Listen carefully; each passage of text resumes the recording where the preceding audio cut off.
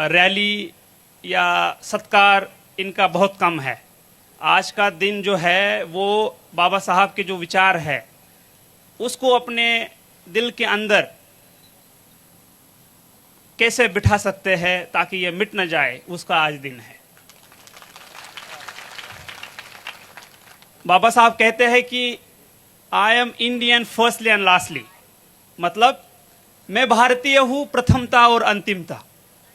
और जब मैं शुरुआत में, मुझे बाबा साहब पता नहीं थे, ना ही उनके बारे में पढ़ा था। जब मैं बीटेक में गया तब बाबा साहब के बारे में मैंने पढ़ा, मैंने सुना। तो एक कोट था जो मैं हमेशा मेरे डायरी में लिखा होता था, और वो कोट इस तरह से है, हालांकि वो अंग्रेजी में है, फिर भी मैं कोशिश करूंगा उसको हिंदी में साझा करने की, कि the ultimate aim of human existence is the cultivation of mind.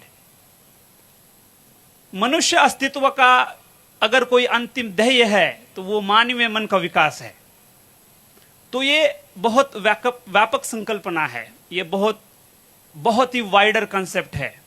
इसमें समानता के लिए संघर्ष करना, समानता का लड़ा, महिलाओं के लिए अधिकार देना, वर्कर्स के लिए अधिकार देना, साइंटिफिक आउटलुक, जिसे एक मॉडर्न आउटलुक बोलते हैं, विज्ञानवादी सोच, वो है। जाति जाति में भेदभाव न करना, वो है। तो ये कोड जो था वो मुझे, उसने बहुत प्रभावित किया। सभी को पता है कि अगर धरातल पे समानता के लिए सबसे बड़ा संघर्ष अगर पूरे दुनिया में किसी ने किया होगा तो वो बाबा साहब ने किया है। महिलाओं के लिए, महिलाओं की समानता के लिए, उनके रिस्पेक्ट के लिए, डिग्निटी के लिए, उनके राइट्स के लिए, उनके एम्पावरमेंट के लिए धरातल पे अभी तक सबसे बड़ा संघर्ष किसी ने किया होगा तो वो बाबा साहब ने किया है।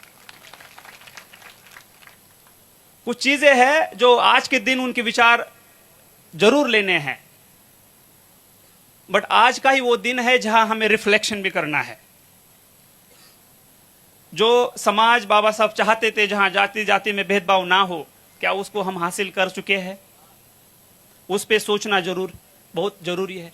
बहुत सारे लोग यहां होंगे जिनको मैं कहूंगा जरूर संविधान पढ़िए, बट उनके पास ना उतना टाइम होगा। बट मैं जरूर कहूंगा कि अगर आपको किस परिस्थिति में संविधान बनाया गया, किस तरह से संविधान बनाया गया, किस तरह की चीजें संविधान में है जिससे ये समाज जो है, ये दुनिया की एक बहुत ही वाइब्रेंट डेमोक्रेसी है, उसको पढ़ना, उसको समझना बहुत जरूरी है। अगर आपके पास टाइम नहीं तो आप जरूर अपने संविधान की जो प्रस्तावना है उसको पढ़िए, जो फंडामेंटल राइट्स है, मूलभूत अधिकार है, उनको पढ़िए, directive principle of state policy है, उनको पढ़िए। आपको समझ में आएगा कि कितने मूलभूत अधिकार इस संविधान में बाबा साहब ने दिए हैं। जैसे राइट टू इक्वालिटी, समानता का अधिकार, जिसमें आर्टिकल 15 कहता है कि prohibition of discrimination on the basis of religion, race, caste, sex, place of birth. मतलब आप किसी के साथ भी किसी चीज को लेकर भेदभाव नहीं कर सकते। राइट टू इक्वालिटी के बाद होता है right to freedom of speech and expression, assembly, association, movement, residence, profession. मतलब आपको अधिकार दिया है, आपको बोलने का अधिकार दिया है, बोलने की आजादी दी है, आपको ऑर्गेनाइजेशन, एसोसिएशन फ्रेम करने की आजादी दी है। ये बहुत ही मूलभूत और फंडामेंटल चीजें हैं जो समाज में अगर कोई कम्युनिटी है या कोई समाज में व्यक्ति है, उसकी जो राइट्स है, उसका जो एक डिग्निटी है, उसकी जो लाइफ है, उसके लिए बहुत जरूरी है करेगा। आर्टिकल 23 और आर्टिकल 24 जब पढ़ेंगे आपको तो समझ में आएगा। उसके बाद है right to freedom of religion, अपने अधिकार से वो अगर चाहे किसी रिलीजन को वो चूज कर सकता है। उसके बाद है cultural and educational right, minority जो है उनके लिए एजुकेशन के अधिकार किस तरह से है, जो कल्चरल लिंग्विस्टिक माइनॉरिटी है, भाषा वाली माइनॉरिटी है, उनको किस तरह से प्रोटेक्ट किया है। उसके बाद है article 32, right against constitutional remedies, right.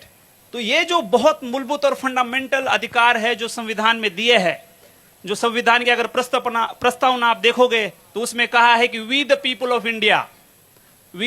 Of India having solemnly resolved to constitute India into a sovereign, socialist, secular, democratic republic and to secure to all its citizens justice, social, economic, political, liberty of thought, expression, belief, faith and worship, equality of status and opportunity, and to promote among them all fraternity, assuring the dignity of the individual and unity and integrity of the nation in our Constituent Assembly this 26th day of November 1949 to hereby adopt and enact and to give ourselves this Constitution. तो ये विचार है, ये विचार लेना है, ये बहुत जरूरी है। संविधान की प्रस्तावना को समझना है, संविधान में जो मूलभूत अधिकार दिए हैं उनको समझना है, ये बहुत जरूरी है। आज के दिन बाबा साहब को अपने दिमाग में लेना है, दिल में लेना है, ये बात आप भली बात ही समझिए, ये बहुत जरूरी है आने वाले समाज के लिए। बाबा साहब ने कहा एजुकेट, तो देखना है कि अपने समाज में कितने लोग हैं, गरीब है, किसी भी वो जाति या कम्युनिटी के हो सकते हैं, क्या एजुकेशन के बारे में क्या कदम उठाए जा रहे हैं, क्वालिटी एजुकेशन देने के लिए समाज किस तरह से साथ आता है, लोगों तक क्वालिटी एजुकेशन आप किस तरह से पहुंच सकते हैं। गवर्नमेंट में डिफरेंट स्कीम्स और पॉलिसीज लाई है, उसको अपन इफेक्टिवली लोगों तक कैसे पहुंचा सकते हैं, तो इसके बारे में जागरूक होना बहुत जरूरी है। जहां भी बात आती है बाबा साहब की, तो एक खेदजनक बात है कि अभी भी बाबा साहब को दलितों में रखा जाता है, बल्कि पता है कि बाबा साहब ने जितना काम दलितों के लिए किया है उससे कई गुना काम महिलाओं के लिए है, वर्कर्स के लिए किया है। जो कोलंबिया यूनिवर्सिटी है वहां आप देखोगे तो कोलंबिया यूनिवर्सिटी में बाबा साहब का स्टैचू लगा है और वहां लिखा है द सिंबल ऑफ नॉलेज। बाबा साहब की जो एजुकेशन की डिग्रियां है, अगर आप पढ़ोगे तो आपका दिमाग पूरा चकरा जाएगा। कर रहे कि बच्चों को पढ़ाए। आज इस सांचौर में आप देखोगे तो आप हमारे सामने एक नशा का बहुत बड़ा चैलेंज है, बहुत ही बड़ा चैलेंज है, जिसको हम सबको मिलकर खत्म करना है। हमारे जो युवा है, इन युवाओं को बताना है आपको कि ये जो चीज है ये उनके लिए कितनी घातक है। वो अपने खुद का सेल्फ कंट्रोल लूज कर देते हैं, उनके चलते उनकी फैमिली परेशानी में रहती है, घर में आर्थिक संकट आता है, वही फिर नशा करने के बाद समाज में जाके क्राइम करता है, अशांति होती है, भय होता है। तो इन चीजों को रोकना होगा। जो हमारे लोग इसमें ऑलरेडी है उनको उससे खींचना होगा।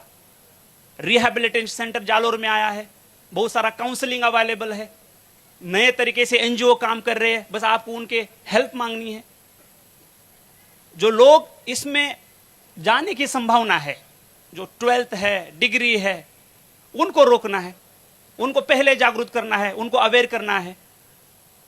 उसके बाद जो लोग प्रत्यक्ष और अप्रत्यक्ष रूप से इसको बढ़ावा दे रहे हैं, नशीली पदार्थ की मुनवार कर रहे हैं, नशीली पदार्थ सप्लाई कर रहे हैं, एमडी, स्मैक, गांजा, अफीम, डोडा, इसको किसी भी हालत में बर्दाश्त नहीं करना है। अगर आपने आज ये ठान लिया, बाबा साहब के जयंती के अवसर पर आपने ये ठान लिया कि मैं इस नशा को खत्म करूंगा, आने वाले मेरे बच्चों का फ्यूचर सुरक्षित करने की जिम्मेदारी अपने हाथ में है, और ये जिम्मेदारी अगर आपने उठा ली तो आज ये जयंती सेलिब्रेट करने का पूरा मैं बोलूंगा कि सफल हो गया, सार्थक हो गया। यहां आके घोषणा देके या सत्कार करके वापस बिल्कुल नहीं जाना है। यहां आने के बाद बाबा साहब के विचार जो है वो दिल में लेना है, दिमाग में लेना है।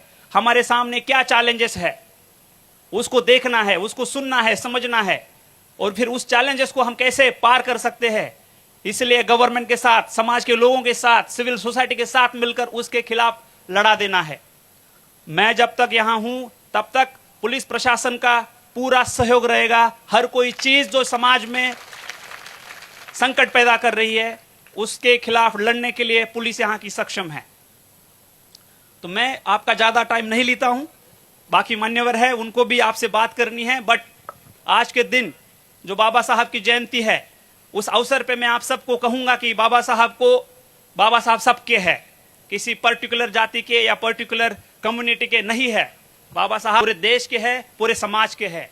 देश का कोई ऐसा घटक नहीं है जिसके आज भी हम देख रहे हैं कि समाज में भेदभाव दिखता है, तो उसको हम कैसे खत्म करेंगे। तो बाबा साहब के विचार से हम उसको खत्म कर सकते हैं, संविधान से हम उसको खत्म कर सकते हैं। तो संविधान जो बाबा साहब ने हमें मूल्यवान जो दिया है उसको आप पढ़िए, उसको समझिए, उसकी वैल्यू से आपको पता चलेगा कितना बड़ा कंट्रीब्यूशन हम सब के लिए बाबा साहब ने दिया है। तो मैं अंतिमता यही कहूंगा कि यहाँ जितने लोग हैं जो आए हैं उनके लिए बहुत सारी ढेर शुभकामनाएं। आप जागरूक है, आपको वाकई में लगता है कि आज के दिन मिलकर यहाँ बाबा साहब के जो थॉट्स है, उनकी जो विचारधारा है, उसकी